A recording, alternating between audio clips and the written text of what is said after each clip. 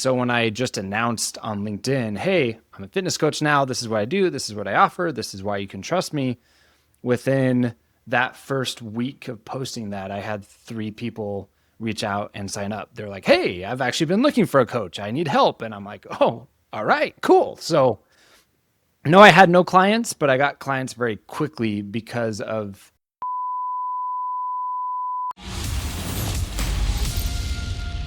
All right, guys, welcome back to another episode of The Real Coach Show. I am Kurt Storing, your host, and today I am joined by Caleb. He's got a pretty wild story that I resonate with because I, too, totally quit a job to go do something completely different with no idea what I was going to do. And Caleb, hopefully you had a little bit more idea of what to do than I did because it took me a few months to figure that out. But first of all, welcome, and I just want to hear that story, man. Like, what got you into coaching? Number one, you had to solve a problem that you're pretty good at. You could help other people, but like, dude, you quit like a marketing job? You quit like a high level marketing job? What's the deal? Yeah. So I totally did. And I don't necessarily recommend it to everyone. But yeah, my story, I had about a 10-year run in marketing, finishing off with a chief marketing officer role at a startup. It was an amazing job, amazing company, amazing leadership, all of that stuff. But I had been, I would say, pretty burnt out of marketing for several years before I even joined that company. But I didn't know what I would do. I didn't know what else I would do. That's where I started my career, was in marketing, and so that's kind of all I knew. And so that's kind of the history of where I was. And over the course of the last year before I left, I did my first bodybuilding show. I prepped for a bodybuilding show. I, put on as much muscle as I could, and then I lost 45 pounds over the course of 4 months, which I also do not recommend. Yeah. So that whole process kind of led me to believe, hey, this is something that could actually be a business. I talked with my coach and talked to her about, hey, what is it like having a coaching business? What is it like to kind of run your own thing? How do you think I would be as a coach because you're working with me as a client? And she really empowered me to really believe in myself and say this could actually be something that could be a worthwhile career. And I think I needed to prove to myself that I knew what I was doing because I went through it myself, not necessarily just from bodybuilding, but just from like a weight loss perspective or putting on muscle or increasing strength, all that stuff. And so when I completed that bodybuilding competition, towards the end there, I was really contemplating, okay, I might actually go become a coach and help other people realize that people overcomplicate fitness and nutrition way too much. And as someone who had a full-time job, traveled a lot, had a wife, and we were going through fertility issues over the past 4 years, which is a big mental load as well. All of that plus a bodybuilding show and going to the extreme of that taught me what really mattered. And when things got crazy, what would have the most efficient way of attaining a goal. And I think that's what really empowered me to figure out, okay, this might actually be something I could be good at. So once I did that bodybuilding show, about a month later, I started taking personal training courses and get certified as a personal trainer. So I felt like I had at least some education in it and could understand the fundamentals of your body and movement and how things worked. And then I left my job in November of last year, and it's been crazy ever since. And then 2 weeks after I left my job, we found out we were expecting our very first child. So throw that in there too. Man, just nonstop chaos and still Yeah. making it happen. That's amazing, dude. Yeah. Okay, so talk to me about the transition. Like, did you have a couple clients? Were you marketing about yourself? Did you already have, like, I know you got a reasonable following on LinkedIn. Did that apply? Like, how did you actually go, I'm doing this? So it's all LinkedIn, which is hilarious because when I would tell people, they're like, where are you getting your clients from? And I say LinkedIn, they look at me with a really weird face. Like, I thought that was the job searching site. And so Yeah. it's always a fun conversation there. But no, I did not have any clients. My personality is such that if I were to build something as a side hustle, it would take away from the focus of my primary hustle, because I've tried side hustles all throughout my career. And that's what I've realized is I never really nothing ever really took off as a side hustle because it didn't have enough focus to make it work. And it started to distract too much from my main job. So I knew going into it, I couldn't build this on the side. I had to just quit cold turkey and then immediately turn into got to go find some clients. Luckily, because I had been on LinkedIn for 5-ish years, I had a pretty decent network. And so when I just announced on LinkedIn, hey, I'm a fitness coach now, this is what I do, this is what I offer, this is why you can trust me, within that first week of posting that, I had 3 people reach out and sign up. They're like, hey, I've actually been looking for a coach. I need help. And I'm like, oh, all right, cool. So no, I had no clients, but I got clients very quickly because of my network on LinkedIn.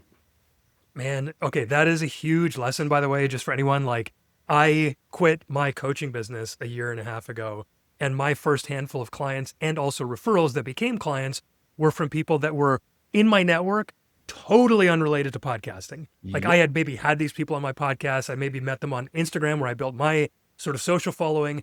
And that's the only reason that I have today what I have, because of the network. And then I thought about that before too. Like, everything, I actually just did a post on LinkedIn. It was like everything in my whole journey has been because I knew people, not because I was like able to run ads or was like a super good marketer. Just like, oh, by the way, could you help? And people are like, oh yeah, sure, I like you. And like, Yeah. that's so underrated. So if you're not building an audience somewhere, highly, highly recommend doing that. And maybe let's talk about that just briefly before we move on, because I Yep. want to know about like eventually how you systematize that, got more clients, whatever, and also a little bit of the offer. But what was it like in your business before that, or your job before that, to build the LinkedIn? Like, was it helpful for your work? Did you know what you're doing? Like, how did you become big on LinkedIn? Because I'm actually trying to do that now too. I much prefer LinkedIn than Instagram. So selfishly, but also like, how did you grow that, and why originally?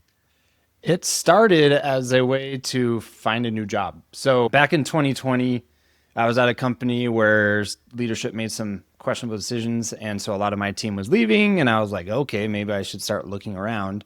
So I did use it as a job searching site. And then I started getting connected with various people that were really awesome to chat with, people local here in Utah. And I went to a few networking events because I saw them on LinkedIn and I was like, I want to go meet you in person. Let's go to an event. And made some really great friends that way. And then I realized I gravitated a lot more towards written form content. I just feel like I'm able to express myself a bit better, maybe. I don't really know why I gravitated more towards that way. And so then I kind of got hooked on the written content stuff because it started to go well. I mean, it's nothing like blew up overnight or anything like that. It was just like a steady burn, slow burn, but I enjoyed it. And I think that's what matters. I wasn't doing it with the sole purpose of, you know, building a network or having someone help me find a job. Or it was just, oh, I kind of actually like this. Let me try to add some value into my posts on marketing stuff. I mentioned I have a lot of side hustles, so I would mention random things I was doing, and it would start to pick up some traction. And so that's how it started, and I continued it because I enjoyed it and started making some pretty good friends that way. It was right in the middle of COVID, so everything was virtual, and I was starting to miss like people. And so naturally LinkedIn for me was where I started meeting some really great people, and I kicked off a podcast of my own for quite a while and met some really great people there through the podcast first and then met them in person, which was really fun. So that's how it started, and it I got kind of hooked from the enjoyment of creating the content, not necessarily, okay, I know I need a network, so let's go build a network. It was just, this is really fun and people are resonating. So you start to find people who think similarly to you, and you start to find people outside of your immediate network, AKA people that you live near or your neighbors or any of that. And it was really fun. And that's what hooked me. Yeah, that's a good reminder to me, because I've often done things because I've got to do them. Right. And everything works. Like, this is one of the things talking to coaches, everyone's like, what's the way to do it? And especially in fitness, but even in like the coaching business, it's like, do my way because I figured out the funnel on Instagram. And it's like, you figure out a funnel that worked for you. And even in fitness, like, I know it's much more objective. There are actual realities and laws of, physics that True. exist rather than marketing. But it's like, oh, my way works. It's like, well, that's because you liked it enough to stick with it mostly, and you followed some basic principles. And so I think that's really important for people to understand. It's like, do the thing that you're most likely to keep doing, and you will gain the compound interest because you didn't stop doing it. Right. And that's a good lesson for me. And I've found the same thing on LinkedIn. I'm like, Instagram was great. I built like 65,000 followers on there, built a business from there. It's kind of toxic. LinkedIn, for me, I don't know, maybe I'm in the right circles or something. Like, it's not super toxic. Everyone's like pretty positive. And it's much more fun. It seems, even early days, even though like, dude, it's 5 years after you started, it still seems like there's a way to get attention on there. So I'm curious to see how that develops. And you're like, are you sticking with that now? Is that your main source of clients on LinkedIn now? 100%. Yeah. 100% of my business has come from people from LinkedIn or referrals from people on LinkedIn.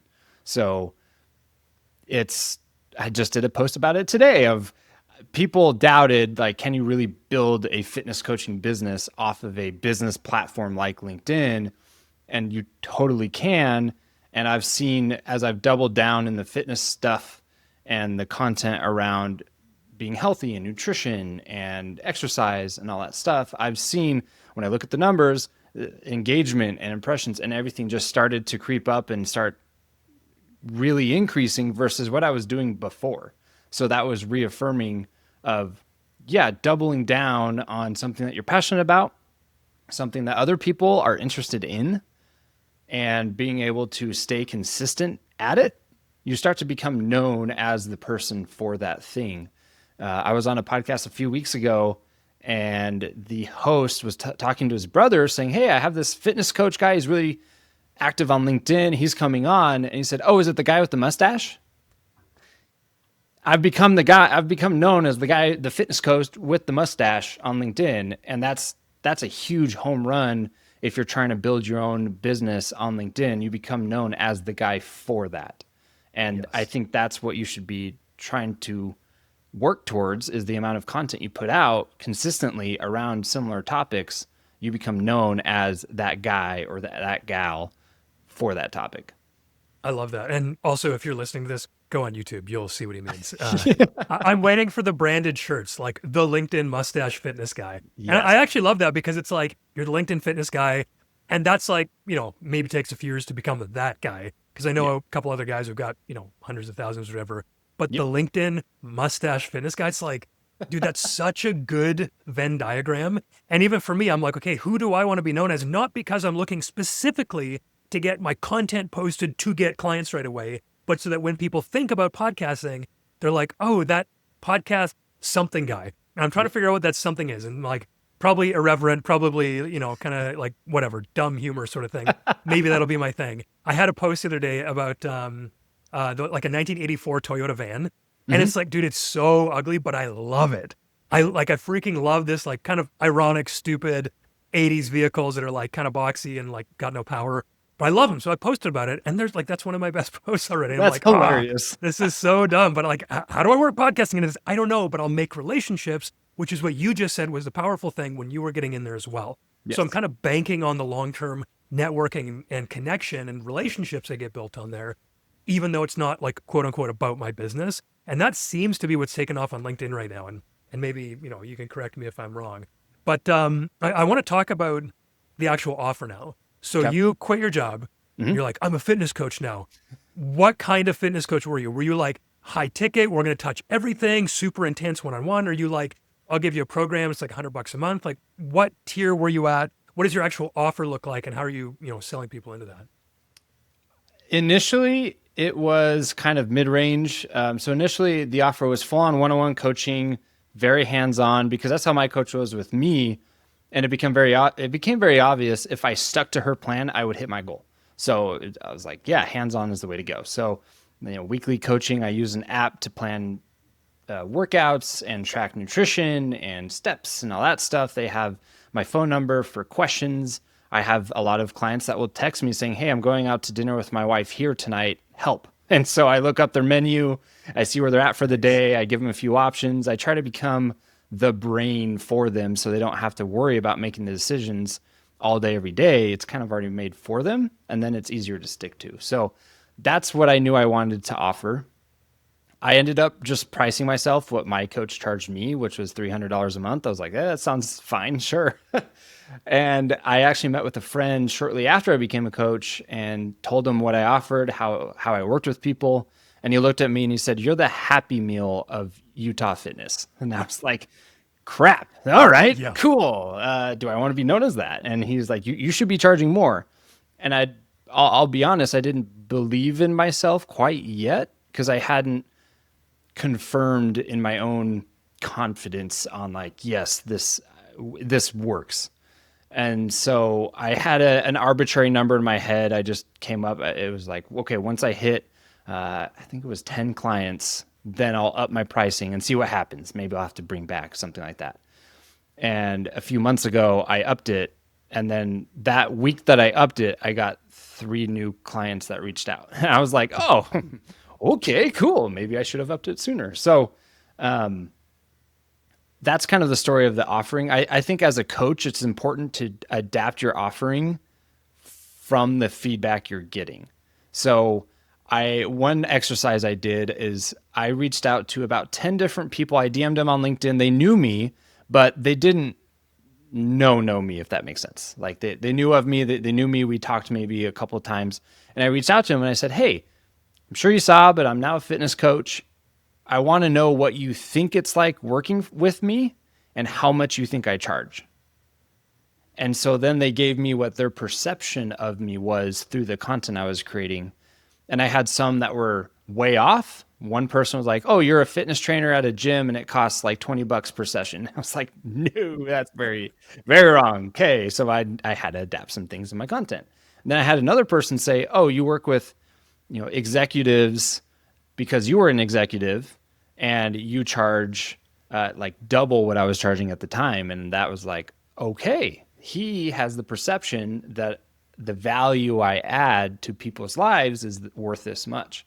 And I think that's a great way to see what your perception is of the value you add to other people's lives in their feeds through the content you create. I think that exercise was super eye-opening for me and made me realize, okay, it built some confidence in myself. Like, okay, I'm giving off the vibe that I'm worth this much to people. So that exercise plus that friend chatting with me was how I decided what to do with my offer over time. Nice. And are you satisfied with where you're at right now? You still looking to hit that number? Like when you moved, was it right to that number? Yeah. Or Yep. was it? Yep. Oh, I went oh, right to really? that number. So now it's $500 a month, and I offer like a little bundle deal too, because I've realized through working with some of my clients who have hit their goals, they're like, if I had a time frame that I was working towards, it may have helped with the initial cost a bit. So Sure. because I don't do contracts, it's month to month, cancel whenever. I don't believe in contracts or any like locking people in. And so for them, they're like, "Oh, is it this amount of money every single month forever? Like what's so that, and then I created a bundle offer that was like, okay, 4 months for 1,600. And most people will, if they stick to the plan, will hit their goal depending what their goal is within 3 to 4 months. And then after that, some people want to just kind of keep me on retainer in a way, just to Oh, yeah. program their workouts because they're not confident in the gym yet. And so that's like a much lower tier that like it drops down if they've hit their goal or something. So yeah. So I went right to it. I was super nervous. I was like, am I going to lose? Like, is the client inbound going to just stop now? And it didn't. And so that's where we're sitting at now. And what do you foresee growth looking like? Because in a sense, like one-on-one, at least I found you get to a certain point and you're just like, oh my goodness, like I'm gonna have to like double the rates or like Yeah. somehow like stop sleeping. Have you thought about what growth looks like, or is it kind of just you're taking it day by day? Where do you see this going? Just in terms of like capacity. I've definitely thought about that. Hence upping my prices because demand starts to increase. And like, I'm tapped out at 20 clients. Looking at how much Yeah. time I spend each week and how often I'm working with them. The ones who are crushing it, it's funny, the ones who are crushing it, I spend the least amount of time because they're crushing it. The ones who aren't, are the ones that spend a lot of time. So I tried to figure out what the average was, and I figured out, okay, max 20. If I hit 20, the next client, am I going to charge them $1,000 a month? Probably not. What I what I envision growth for me, not necessarily from a one-on-one coaching perspective, but going back into the corporate world, but from a fitness perspective. So I've kicked off outreach and having discussions of coming in to give seminars to companies on how being in shape, focusing on nutrition can help you be a better employee and how it can help bottom line and all that stuff. And then I think the ultimate win would be basically being a coach on retainer with a company. And so then it's kind of a lower tier level of effort, but the value is really big. But then it's way more predictable. Then each month I'm not having to look at, okay, where do I sit with clients? Okay, this person crushed their goals, so they don't work with me anymore. Now I need to go find someone new. So I think the sustainability from a coach, especially when it's one-on-one coaching, you start to hit that point where you're like, okay, I'm tapped out. So how do I continue to grow my business now? And I think there's something to be said in the corporate world if you have that experience, where I think my experience comes in as a huge benefit there. But yeah, I'm definitely thinking about that all the time of like, okay, I will hit a point where I'm tapped out on clients. How do I continue to build the business and impact the most amount of people? Yeah. Oh man, that's so interesting. You said that corporate thing because you're the second person on the podcast who has some experience in corporate like that. Mm-hmm. One guy was actually a coach in corporate using like Gallup Strengths Finder. Mm-hmm. And I think that comes out, whatever episode 4 is going to be. So look back in the archives for that. But I'm like, man, I've never been in corporate. I had like a political government job just after university and then quit and just like started a business. And I Nice. was like, so now I'm thinking about like, oh, dude, like B2B corporate, that's where the budget is. But I'm Right. just like, I Yes. don't know how to do any of this. Like, what do they even think about? What do they talk about? And so anyway, I'm kind of curious. So let me stew on that for a bit. I might have more Okay. questions there. But Okay. I want to start moving through the process of the business now. And so you shared LinkedIn is sort of the way. Is there anything specific when it comes to lead gen that you're doing to be like, hey, hand raiser, like, hey, does anybody, I'm looking for 5 high-powered executives who are looking to get in shape in 90 days. Like, what does the actual leads look like? Or is it all just hopeful inbound, if that makes sense? So I'm really bad at like direct selling people. So it is mostly hopeful inbound. And as a fitness coach, it just feels weird to me to, for example, cold DM someone and say, "Hey, you look like you could use me." Like that just that's doesn't speak very highly of me, I feel like, as a coach, saying, "Hey, you are out of shape. You could use me." So it is 100% just inbound through content. People reference, "Hey, I saw this post, it resonated with me, would love to hop on a call with you." That's big. I will throw in kind of who I'm looking for every now and then. It's not something I do on every post, but I would argue 1 to 2 times a week. I'll just throw it in at the bottom of the post, like, "Hey, I'm Caleb. I'm a CMO turned fitness coach. I help XYZ do XYZ. I have X number of spots open this month." People don't really reference that as, "Oh, hey, I noticed you were open for coaching and I'm interested." They reference more just the post. Like I had someone reach out because I posted a picture of my breakfast and that's what made him reach out. I was like, okay, cool. So he was like, "Oh yeah, like your meal looked delicious and made me realize how crappy my nutrition is." And so I reached out. Dang. Okay, awesome. So I don't always know what's going to resonate with people. So I just try to add as much value as possible. And I have several people who have reached out saying, "Hey, I'm not interested in coaching because I can't afford it financially, but I just wanted to let you know that I have learned a ton from your content and have already started to do my own fitness journey or my own health journey or starting to lose weight just from your content."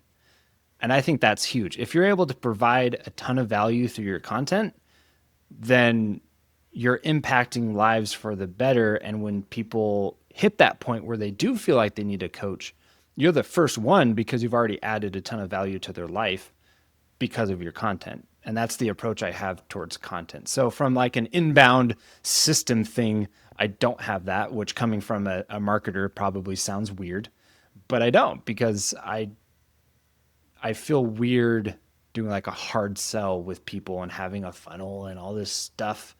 I just genuinely want to help people. And so when they come in, I'm grateful to have them. And when they leave, hopefully their lives have been impacted for the better. So, Do you have a free thing, an email, a lead magnet, anything like that? nope. I Dang, dude, I'm that's I'm crazy. working on one. Yeah. You I said have 9 months, 7 to 9 months you've been doing this? yeah, And eight, just, I dude, think eight that's so months. awesome. That's really encouraging, actually. Like, imagine you could just start writing and helping people and you could just build like a full-time business. Like, Yeah. while without any of these like accessories that one day you will be happy to have, Right. but right now you don't need them. That's really cool. Correct. And I've been working on one like this entire time. It's just like a fundamentals and nutrition guide that I can give people. But I've been asked if I have a newsletter and I don't. And now I'm rethinking, okay, maybe I should at least have a newsletter so I can at least have emails in case LinkedIn stops working one day or something. And at least I have a touch point there. So from the marketer in me is very disappointed in me with how little I'm doing. Sure. But but the coach in me loves his job and being able to help people. So they're going back and forth all the time, and there's things I know I need to do there. But yeah, for now, it's like you said at the beginning, it's just like kind of the hopeful content inbound. And I think it speaks volumes to building a network before you make the jump anywhere. Is that I had people in my network kind of already ready to go. They just didn't have anyone in their network who was a fitness coach. And then all of a sudden they had one. They're like, now's the time. Yeah. I saw a post the other day about, how many fitness coaches are there? Like, dude, 100,000. So How many many. do you know? And it's like one. Yeah. Okay, well, I'm going to use the one that I know. And that's like the power of exactly what you just said. So be likable, Yes. know a little bit, and then, yeah, just tell your people what you do. That's very interesting and a great reminder, I think. Quick pause, guys. I started my podcast a few years ago when I was first getting into high ticket coaching. I started it out of FOMO, honestly, because someone else in my space said they were going to start one. And my brain was like, well, if I don't start one before him, nobody's going to listen to mine. So I did. Anyway, it was accidentally the best thing I ever did for that coaching business. It turned strangers into believers and believers into clients. If you're a coach and you've thought about launching a podcast or just want to learn if it's worth it, let's talk. I offer one free coaching call to any coach who needs it to walk you through your ideas and show you what's possible. Just head to proclaimpodcasting.com/coach. I'd love to hear your story. Now, back to the episode. Okay, so right now, posting on LinkedIn, people are coming in, not even asking that hard, which super encouraging for the business, by the way. Like, you got something going on, that's good. No like nurture really other than LinkedIn posts, so no podcast yet, no email yet. Is that true? Nothing else, Correct. just LinkedIn? Okay. Correct. Yep. Was your old podcast totally marketing related? Like it was through a business? Was that personal? Like, where does that come into it? Yeah, it was personal. It was called Okay. Everyday Entrepreneurs. It ran for about a year and a half, and then when I got the last marketing job that I was at with that startup, I was like, "Ooh, I need to focus here like 100% to help out Okay. this business." So I ended it, but it was about just being an entrepreneur inside of companies, which did help me build a lot of my network. And some of people I consider really good friends now were first guests on that podcast. So Yeah. it did help build the network, but it wasn't fitness related. It wasn't even like LinkedIn related or anything like that. But I found all of the guests through LinkedIn. So I had a bit of that to help build up the base of a network. But Okay. it So you wasn't, were doing things that were like talking to people. You were yeah. not just on like, and you said something about, you say meeting people in person too? Like what? Yeah. I would go network. I still do. I reduced it a lot now, but going to networking events just to meet people, or not even networking events, just normal events. So I'd go to conferences. We have quite a few here in Utah, and I would go to the conferences, but rarely actually go in and sit and listen to the person speak. I'm out in the halls meeting people Yes. from LinkedIn, chatting. They introduce me to one of their friends. I whip out my phone, add them on LinkedIn. And so I would go from a networking and friendship building perspective to these events. And I think that's huge because then people are confident that you're a real person, you're hopefully pretty nice, and you're likable. And then when they see your content on LinkedIn, they're like, oh, yeah, I remember that guy. Yes. Man, okay, that is so good. I love the focus on people and not like marketing stats, I Yeah. guess, Yeah. because I could totally get lost in that all day. Like, Mm-hmm. oh, I've got X amount of likes, I've got X amount of shares. That means it's like, no, those are humans. And if you build the relationship, something will come of it. And I'm struggling with that right now where I'm like, okay, I just got to do the thing. I have zero output metrics. So like when I track every week, I'm like, how many posts did I make? How many comments did I leave? How many DMs did I send? Not like how much is coming back to me, because it's going to take a while. It's going to build Yes. relationships. I got to be trustworthy. I have to do all those things to just meet human beings. And I think, especially with AI, like that is going to become the way that people get business and make contacts and get trust, because everything's fake now. Yep. So if you're a normal, real person who they can see, even like this, like I guess, like maybe AI can do this now. I could show up as like a weird like baby, I think, on Yep. Riverside. Yep. So like there's that kind of stuff, but just showing up and being real and just having conversations is really encouraging for me. Okay, so you got the offer. The leads are just coming in from LinkedIn. The nurture is basically just LinkedIn still. Sales, are you like when someone reaches out, are you like, dude, let's hop on a call, like we can talk about this, or do they already know and you just like DM them? What does a sales process look like? It varies pretty widely. So if they reach out and they're like, hey, I'm ready to go now, like I already know what you offer and we do that, I change a discovery call into just the kickoff call. I will have them fill out a form before the first call just so it gives me a rough idea of their situation and it makes that call more efficient. So it's like things like, what have you done in the past? What has worked? What hasn't worked? How do you feel about tracking nutrition? What's the priority in your life in terms of fitness? Like, what are you trying to work towards? And then what level of priority is fitness in your life? Because if they're like, oh, this is like priority number 6, there's a good chance they're going to be a difficult client to work with.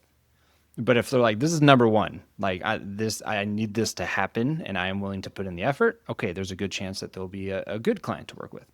So that's my way of filtering things through. And that also helps the people who are just ready to go. I don't even need to have a call to be like, are you ready to go? Like, if they're ready to go, we don't need a discovery call. Let's just go.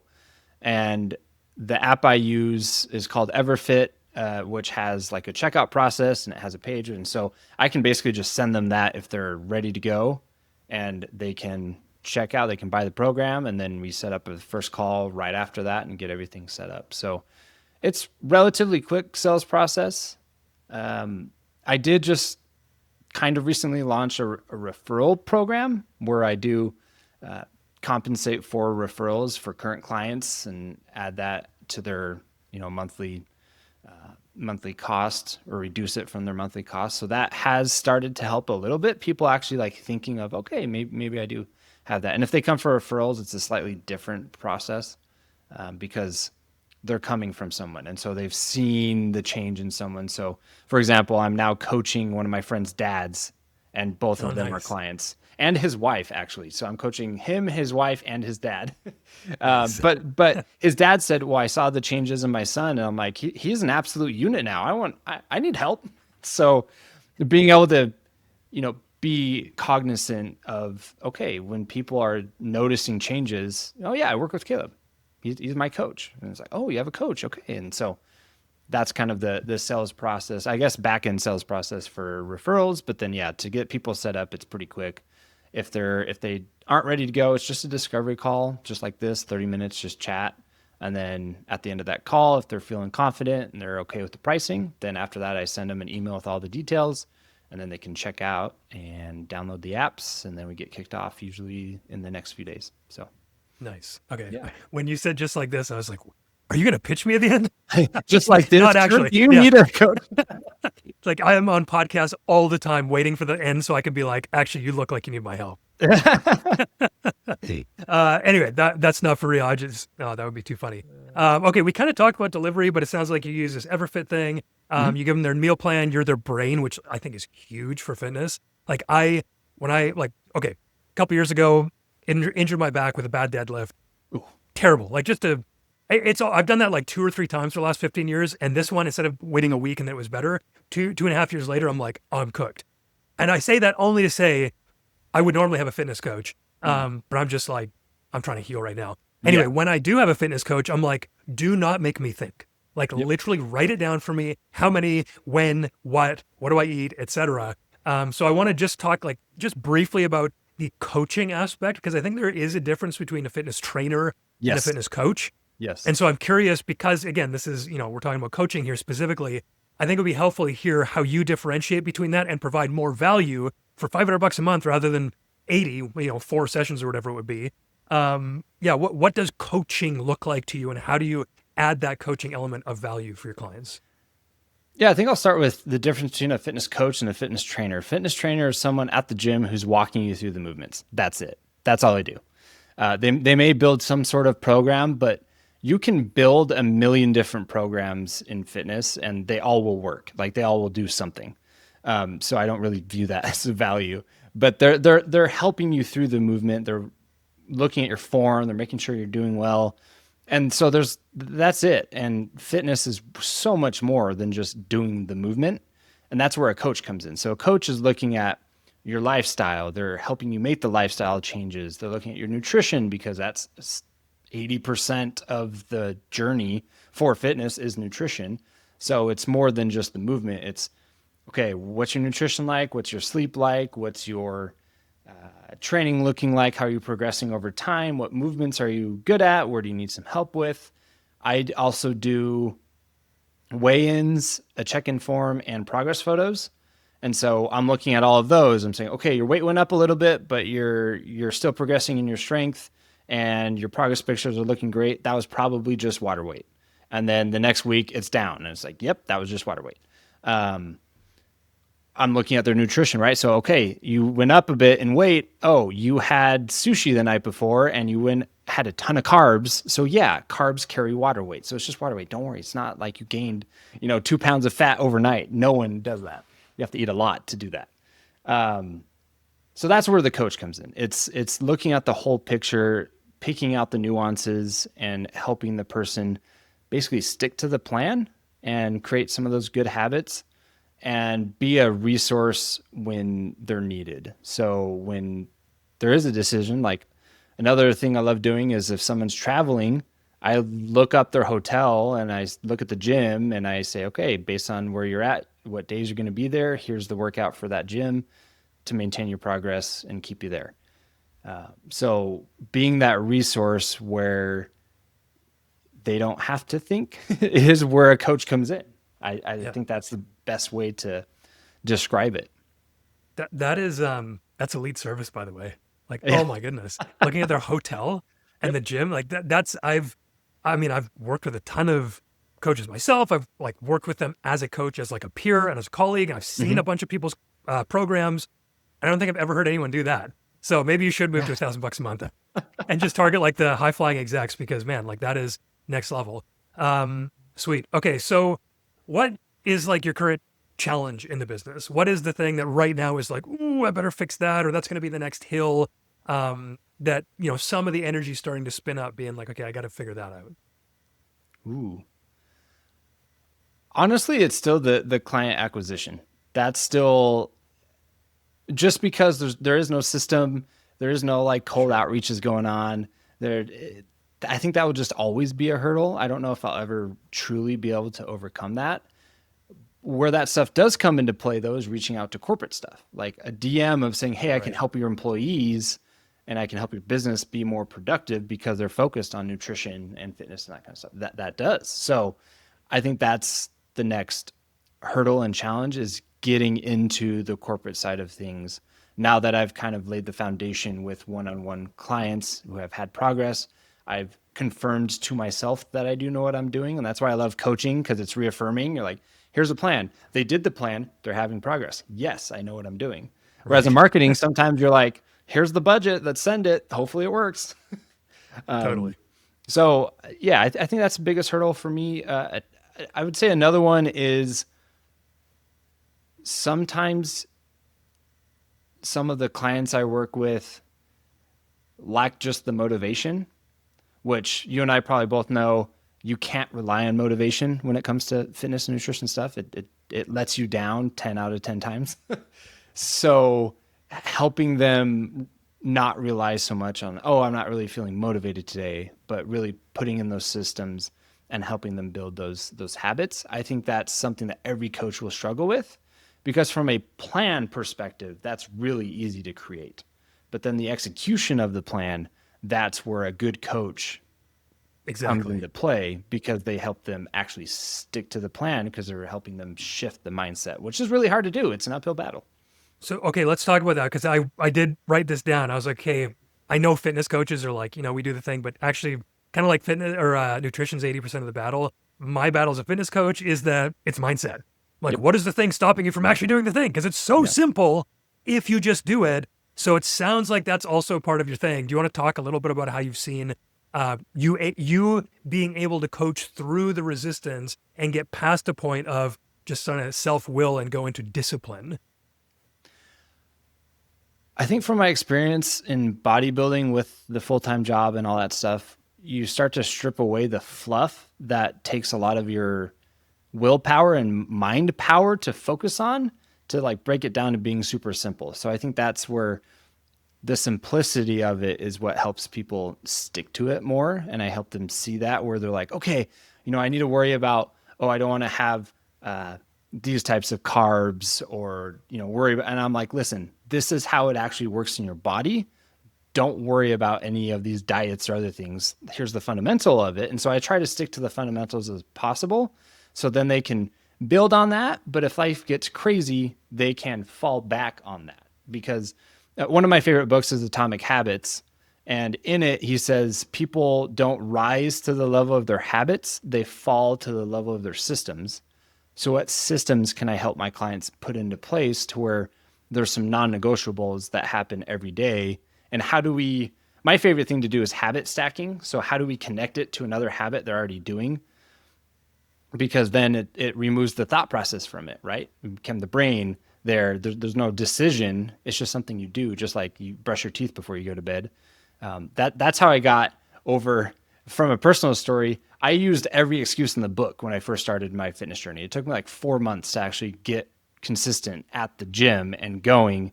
One of the excuses I loved was, oh, I don't want to wake up my wife getting out my clothes in the morning, so I just won't go. Like, that's such a dumb excuse, but I used it all the time. And so after reading Atomic Habits, I was like, okay, how can I fix that?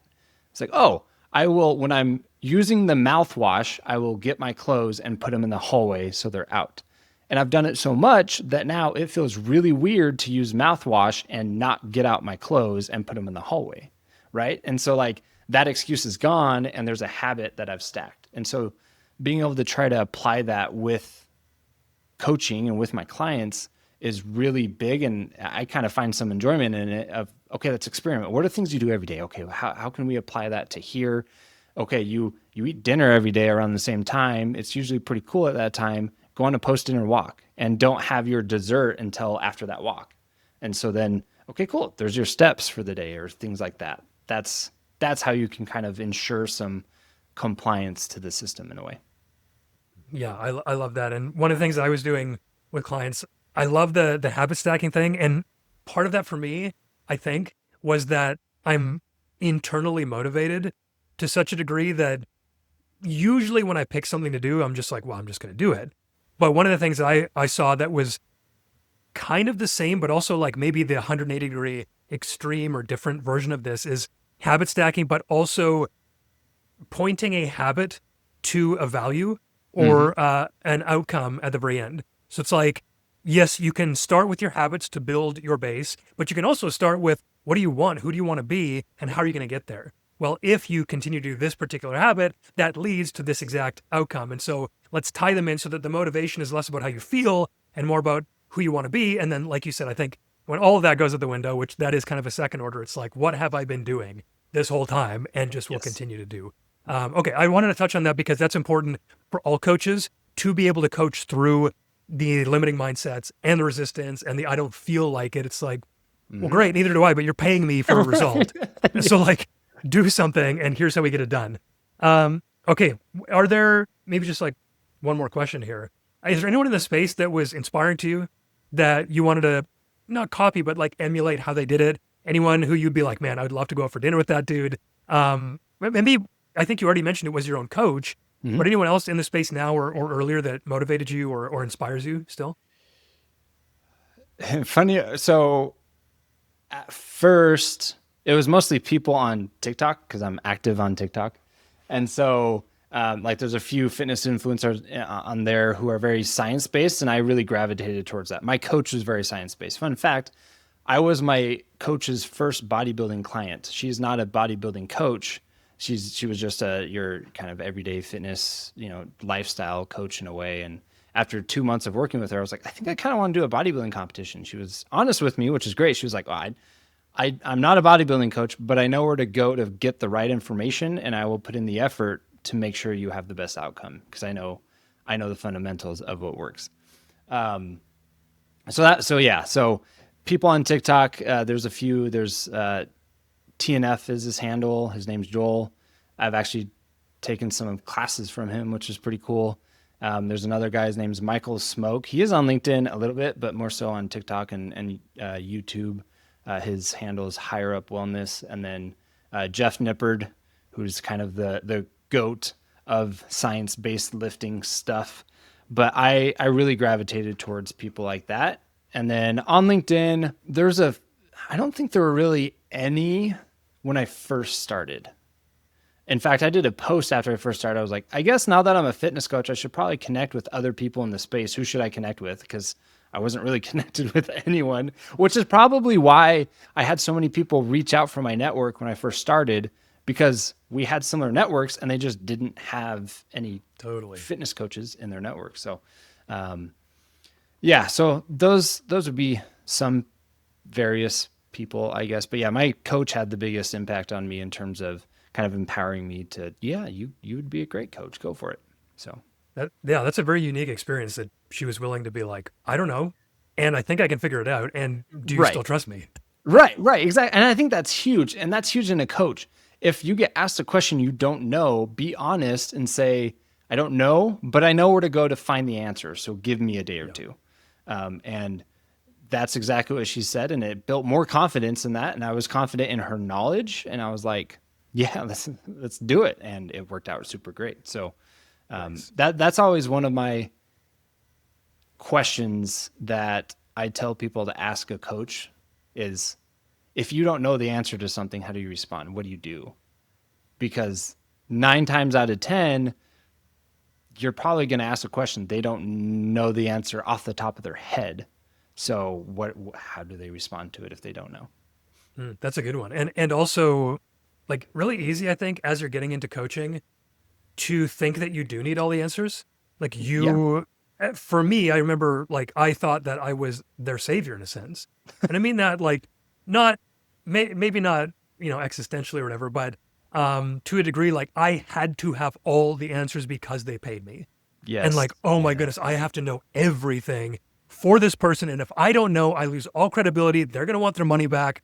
And there's a lot of like internal stuff that I had to do to deal with that. And so again, like, man, being a husband, being a father, I don't know because I haven't had like a real job in a long time, being an employee, but like being a business owner, but dude, being a coach, like that is where you get the hard edges really rubbed off you and the ego and the humility and all that kind of stuff. If you let it, because you're like really deep with someone's really honest, vulnerable self. Yes. And suddenly you've got to be like, can I match this? Do I pretend? Like, oh my goodness, what's going to have the most impact? And as long as you've got the authenticity and the integrity to want to do the right thing, man, it's going to be hard sometimes, but also what a great tool for growth to be a coach. And I think, not enough people lean into that for what I've seen. Man, where, I was going to ask where to find you, but I just want to, just in case, we can cut this if we don't want to. Is there anything else coaching wise that you're like, ooh, we should really touch on that because that's impacted my journey?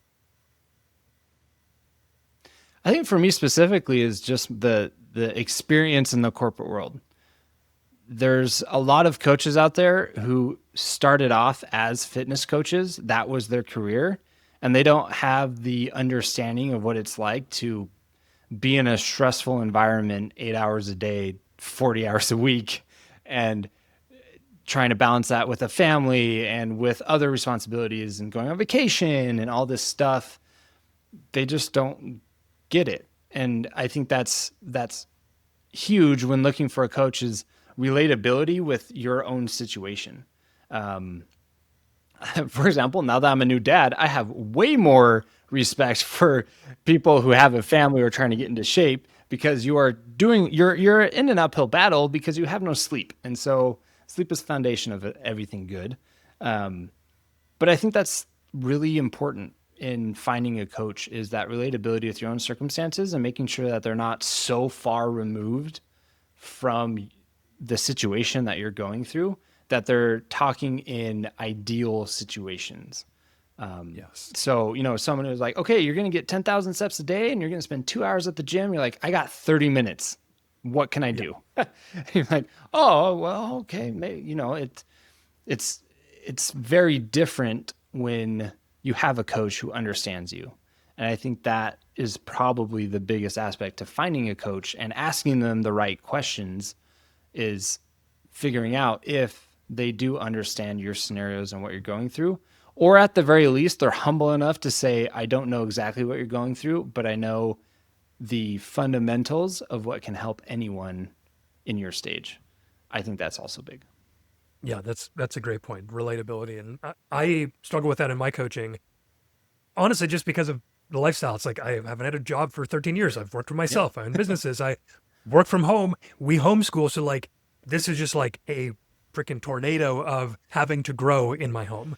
And thank God, because it led to what it's led to. And I'm really grateful for that. But it was hard for me to get the fact, like it was a blind spot to be like, you've got to do this. And then it's like, oh, this guy's got a job and he's got this and his wife's got a job. Like my wife hasn't worked. So like, how does that work? So I was trying my best, like you said, for the fundamentals, but I realized later on, like much too late, that I really should have been more directed to the people that were like me. I was trying to get the people who had the same pain as me like 5 years ago, but not the people who were in my position when I was going through that pain. Yes. And so it was touchy. And I think, thank God it mostly worked, but if I could do it again, I'd be much more relatable. And that just means probably finding people who are more like me. And knowing that that's okay to stay in your lane rather than going like, I got to help everyone with fitness or everyone with family or like whatever the thing is that you're coaching. Can you identify your very narrow lane, realize there's going to be enough people to make a business out of that, stay in that, and then just refer people who, are in other lanes. So I found that out way too late. It sounds like you know that at the start. So great job. Okay. Sounds like LinkedIn is the place to go. What's your handle? I'll put it in the show notes, but just so people know. Yeah, it's just my name, Caleb Whittle. Whittle like you whittle a piece of wood. I use it way too much. I say I do things just a little bit. Your kids gonna love that. Just Caleb Whittle. Just look for the guy with the stash. You'll be in the right page. The fitness coach with a stash on LinkedIn. You heard it here first. That is his new moniker everywhere. All right, man. I think that's it. That covered a wide range of things. I'm like totally filled up with that, and I really appreciate you taking the time to do this as a new busy dad who's also staying fit and being cool on LinkedIn. So, thank you very much. And I'll put all that in the show notes. Guys, thanks for being here for another week of The Real Coach Show. We'll see you here next week.